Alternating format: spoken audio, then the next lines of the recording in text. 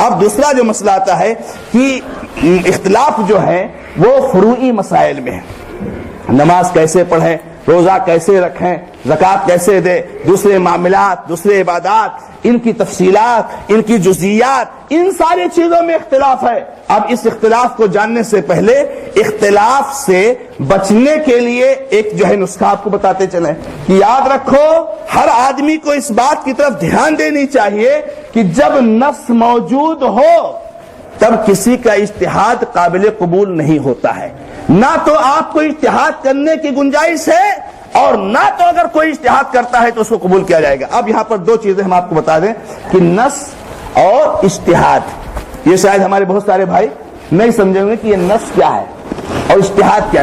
نص یہ نون اور صاد، نص کہتے ہیں قرآن کی ایسی آیت یا نبی علیہ السلام کی ایسی حدیث جو کسی مسئلے میں صاف اور کلیئر اور واضح ہو، نہ اس کے صحیح ضعیف ہونے میں اختلاف ہو، نہ اس کے معنی اور اس کی دلالت میں کوئی اختلاف ہو، نہ اس کے ناسخ اور منسوخ میں کوئی اختلاف ہو، صاف اور واضح یعنی بالکل کلیئر ہو۔ جیسے نبی علیہ السلام نے کہا لا تاکلوا بالشمال، اے لوگوں بائیں سے نہ کھاؤ، لوگوں بائیں سے نہ کھاؤ، یہ بالکل صاف کلیئر، بائیں سے نہ کھاؤ۔ اب اگر کوئی آدمی کہے اجتہاد کرے کہ نہیں بائیں سے کھا سکتے ہیں تو اس کا اجتہاد قابل قبول نہیں ہوگا۔ نبی صاف کہہ دیا نبی علیہ السلام لا تاکلوا بالشمال، بائیں سے مت کھاؤ۔ تو نص اس کو کہتے ہیں جو بالکل واضح اور کلیئر اور صاف ہو کسی مسئلے میں کہ اس وہ ایک دم اس کی دلالت میں واضح ہو، اس میں جب وہ موجود ہو تو اجتہاد نہیں کر سکتے۔ اجتہاد کیا کہتے ہیں میرے بھائیو؟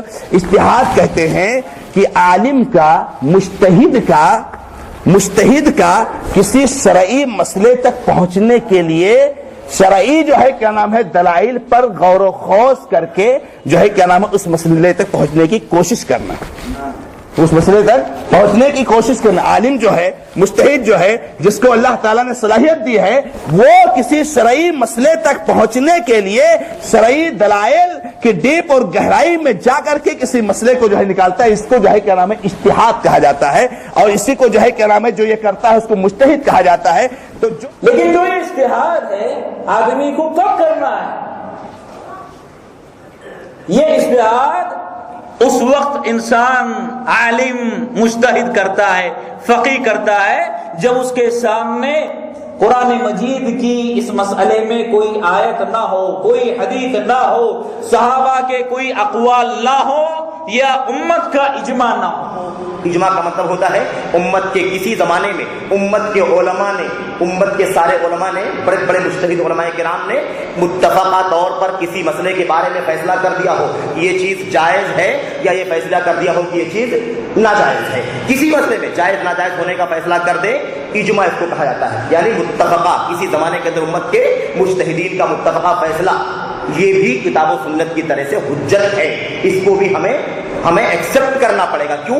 اللہ کے رسول اللہ کی حدیث ہے لا تجتمع امتی علی ضلالہ، میری امت کبھی بھی، پوری امت کے علماء کسی گمراہی کے بات پر کبھی بھی متفق نہیں ہو سکتے، اور یہ شواہد کی بنیاد پر یہ حدیث حسن درجے تک پہنچتی ہے، قابل عمل ہے۔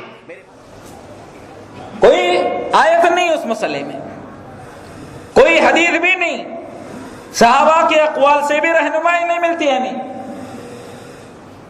اور امت کا کوئی اجماع بھی نقل نہیں کیا گیا ہے، تو ایسی صورت میں انسان کیا کرے گا؟ اس مسئلے کا حکم جاننے کے لیے کوشش کرے گا، محنت کرے گا، اجتہاد کرے گا۔ لیکن کسی انسان کے پاس نص موجود ہے، حدیث ہے، قرآن مجید کی آیت ہے، کیا آیت اور حدیث کے ہوتے ہوئے کوئی اجتہاد کر سکتا ہے؟ نہیں کر سکتا۔ اس کے سامنے سوائے آیت کو ماننے کے، حدیث کو ماننے کے کوئی اور راستہ نہیں ہے۔ اسی کو کہتے ہیں کہ لا اجتہاد مع النص، نص کی موجودگی میں کوئی آدمی اجتہاد نہیں کر سکتا، اجتہاد کی کوئی گنجائش نہیں یہاں پر۔